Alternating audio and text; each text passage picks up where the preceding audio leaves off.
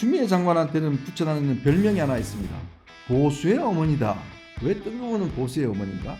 바로 법무부 장관 시절에 윤석열 당시 검찰총장을 정말 대통령감으로 만드는데 결정적인 기여를 했습니다. 매출을 오르게 하겠습니다. 이렇게 지금 자막을 다는 거예요.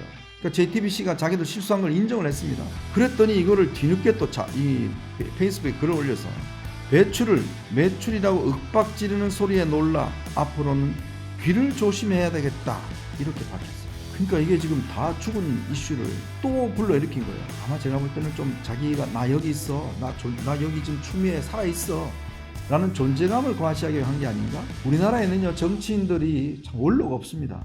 왜냐, 이 뒤끝이 다 좋지가 않아요. 근데 정말 이번에는 여성 정치인으로서 추미애 전 장관 좀 존경받는 그런 선택을 해주셨으면 어떨까라는 생각을 제가 좀 해드립니다.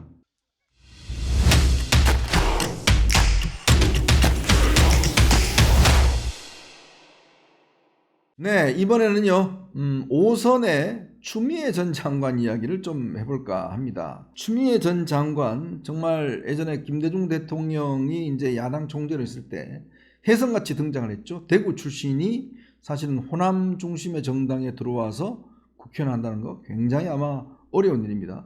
당시에는 원래요 남편이 이제 출마를 하기 위해서, 남편도 이제 변호사입니다.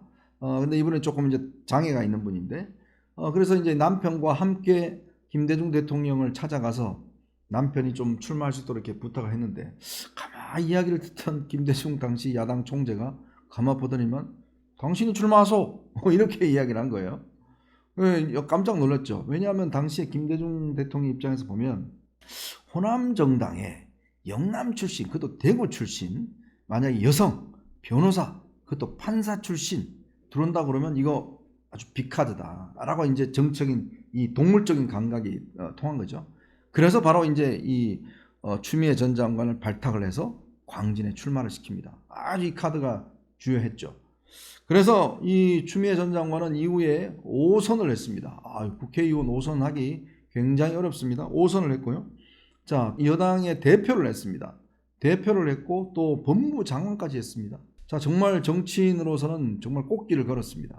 그런 꽃길을 걸은 지금 추미애 장관이 요즘은 좀 조롱거리로 전락을 했어요. 아니, 이렇게 우리나라에서 여성 정치인들 중에서 이렇게 화려한 커리어를 갖고 있는 분이 없는데 왜 이렇게 갑자기 조롱거리로 전락을 했을까?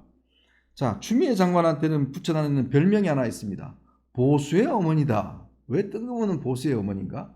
바로 법무부 장관 시절에 당시 윤석열 검찰총장을 징계하느라고 그 다툼을 벌였지 않습니까? 내 명을 따르면 될 것을 뭐 그렇게 이야기를 하면서 당시 윤석열 당시 총장을 정말 비난하고 또 징계까지 하고, 근데 그게 결국은 윤석열 당시 검찰총장을 정말 대통령감으로 만드는데 결정적인 기여를 했습니다. 이게 나중에 이게 이제 그 문재인 전 대통령이 이제 부담으로 오니까 청와대로 불렀어요. 그래서 이 추미애 장관을 만나서 뭐 이야기를 하니까 당신이 사표 쓰세요 라고 이야기를 한 거예요. 거기서 추미애 전 장관이 당시에 완전히 그냥 해갖고 나가시면서 사표 발표하고 나가세요 라고 한 거예요.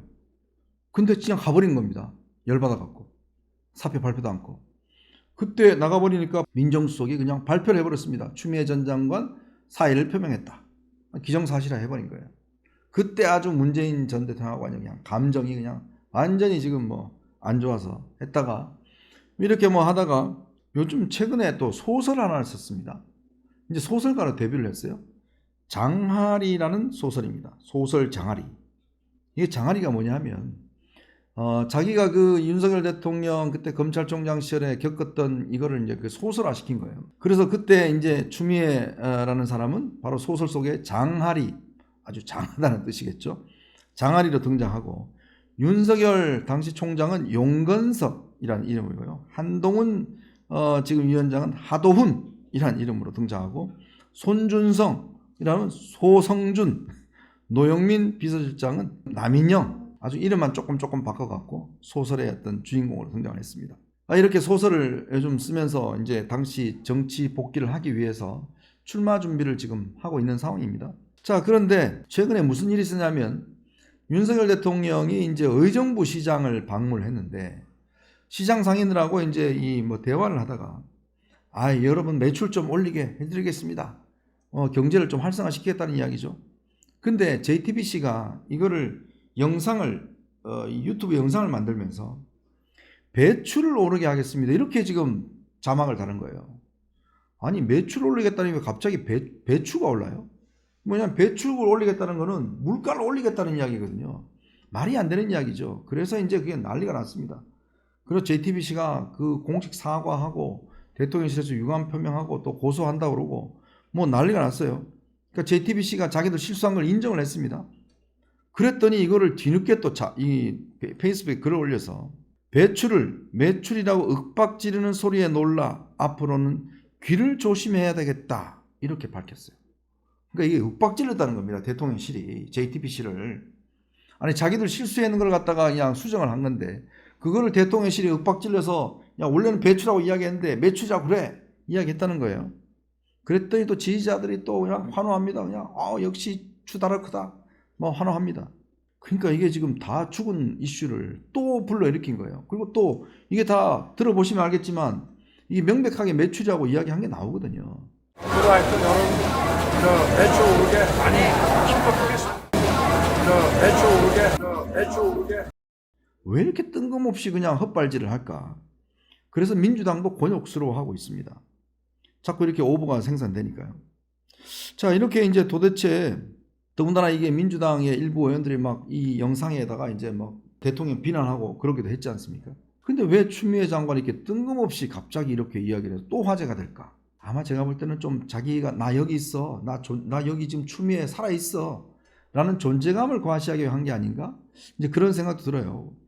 그러다 보니 이분이요. 요즘은 보니까 완전 친명이 됐어요.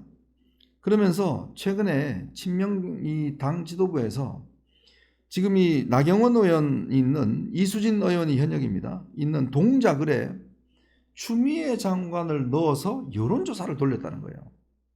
추미애 대 나경원 이걸 붙여봤다는 겁니다. 이게 왜냐하면 이제 이수진 의원이 이번에는 좀 이기기 어려울 것이다. 왜냐 우리가 뭐 이수진 의원은 별명이 주모라는 별명이 붙어 있잖아요. 이 한동훈 장관하고 법무장관하고 법사에 싸울 때 마치 좀 술이 취한 듯한 목소리로 한동훈 장관 제 말이 교육해요 이렇게 이야기를 하다 보니까 그 동료 의원들이 그냥 까르르 웃어버립니다.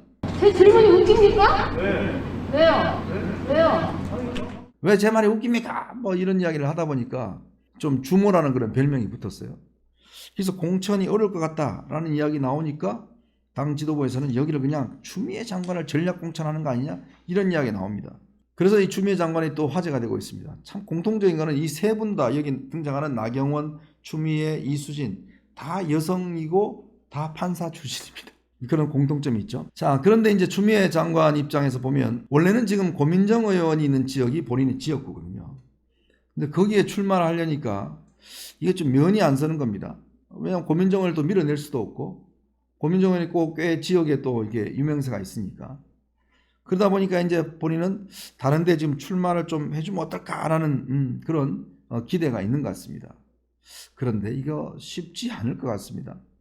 본인은 뭐 소설도 쓰고 하는데 글쎄요 이제는 뭐 정치인이 아니라 뭐 소설가로 데뷔하시는 게 오히려 낫지 않을까라는 또 생각도 들긴 하는데 그러다 보니까 또 옛날에 참 누님 아우하던 이 임종석 실장을 또 이렇게 출마하지 말라고 또 비난하는 거 아닙니까? 두 사람은 한양대 선후배사입니다. 그래서 이 임종석 실장은 항상 이 추미애 장관한테 누님 하거든요. 또 추미애 장관은 저 임종석 실장한테 동생 하는데 지금 동생과 누님이 지금 싸움이 붙었습니다. 더군다나 아주 문재인 전 대통령을 직격하고 있어요. 제가 말씀드렸잖아요.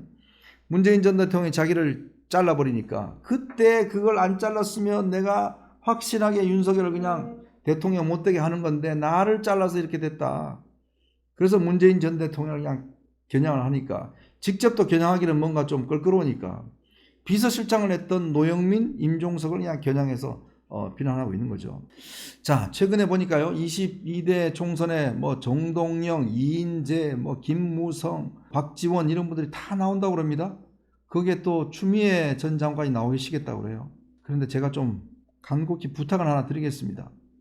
우리나라에는요 정치인들이 참 원로가 없습니다. 왜냐 이 뒤끝이 다 좋지가 않아요. 그리고 이렇게 커리어가 있는 분이 국가의 원로가 돼줘야 되는데 맨날 이렇게 가짜뉴스 이야기하고 무슨 소설이나 쓰고 이러니까 별로 존경하는 사람이 없습니다.